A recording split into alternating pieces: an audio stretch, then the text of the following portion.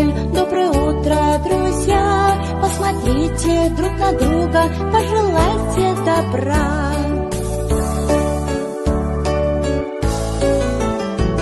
Good morning, good morning, good morning to you. Good morning, we are glad to see you. Саламатсыңдар ма, 4-ші сынып оқушылары? Көңіл күйлерің қалай? Сабаққа дайындығымыз қалай? Олай болса сабағымызды бастаймыз. Бүгінгі өтетін сабағымыз 20-ші сабақ, яғни музыкадағы жыл мезгілдері деп аталатын тақырып. Олай болса балалар, бүгінгі сабақта тақырыпқа байланысты отандық және шетелдік классик композиторларының шығармаларымен танысатын боламыз. Антонио Вивальдидің «Жыл мезгілдері» атты концертін естиміз. Шат көңіл әнін тыңдаймыз. Балалар, Антонио Вивальди 1678 жыл дүниеге келген. Италия композиторы, асқан, шебер, скрипкашы, педагог, дирижер болған.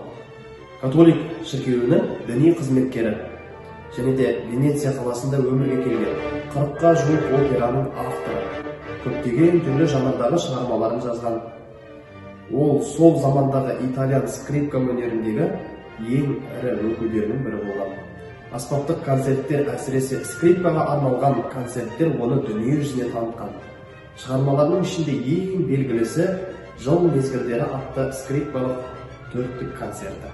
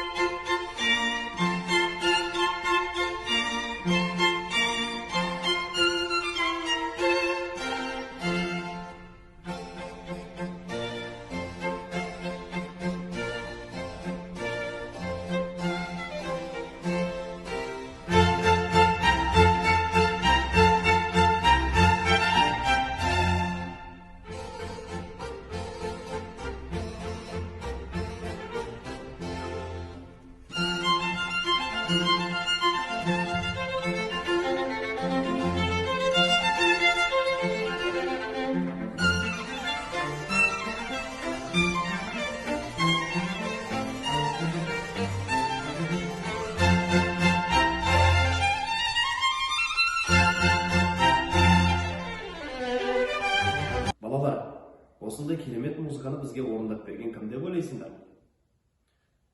Бұл симфониялық оркестр. Симфониялық оркестр музыкалық шығармаларды орындайтын музыканттардың үлкен ұжымын айтамыз. Дирижер француз тілінен басқару, жетекшілік жасау деген мағынаны береді. Музыкант орындаушылар ұжымын басқарушы, шығарманың көркем орындалуына жауап береді. Партитура оркестр аспаптарындағы барлық партиялардың толық ноталық жазбасы.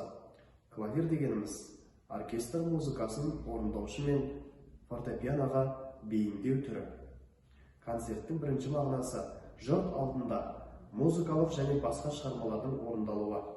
Ал екінші мағынасы оркестрдің сүйемелдеуімен жеке аспапқа арналған музыкалық шығарма.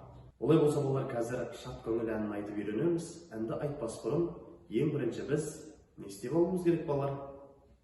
Дұрыс, дауыс жаттығуын жасап алуымыз керек. Дауыс жаттығуын жасамас бұрын, ән айтпас бұрын ең бірінші дұрыс отыру ережесін орындауымыз керек. Екі қолды тізенің үстіне қойып, иықты түзу ұстау. Олай болса бастаймыз.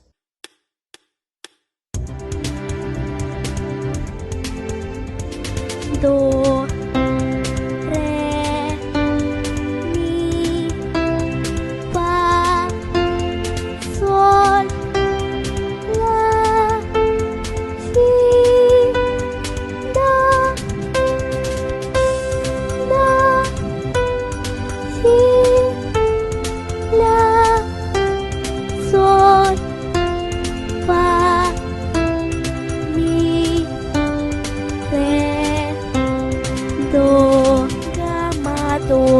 Ашур.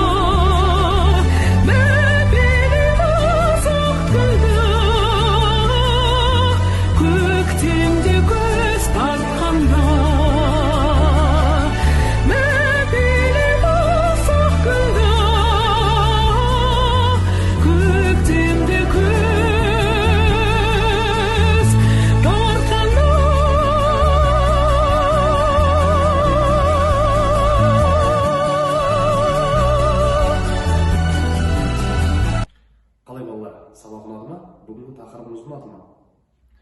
Егер ұнаған болса, смайликтер арқылы бағалап кетейік балалар. Ал енді сабағымыз аяқталды. Келесі кездескенше сау, саламатта болыңдар.